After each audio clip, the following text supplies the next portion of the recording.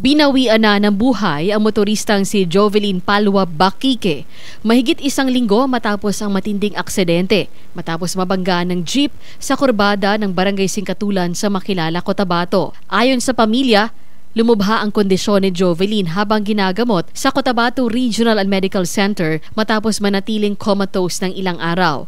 Sa kabila ng pag-asang magigising pa, tuluyang bumigay ang kanyang katawan dahil sa tinamong pinsala sa ulo. Matatandaang si Jovelyn ay nahulog sa kanal matapos masundot ng jeep ang kanyang motorisiklo.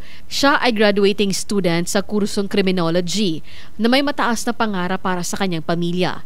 Sa ngayon, patuloy pa ring humihingi ng tulong ang mga kaanak para matustusan ang gastusin sa kanyang pagpapalibing. Patuloy ang panawagan ng pamilya Bakike para sa panalangin sa katahimikan ng kaluluwa ni Jovelyn. Samantala, nakalabas na rin ng ospital ang ibang sakay ng jeep na naaksidente kung saan napagkasunduan ng operator at driver ng jeep na tutulungan nila ang lahat ng mga sugatan. Cherry May Exim Tapia, NDBC Bida Balita.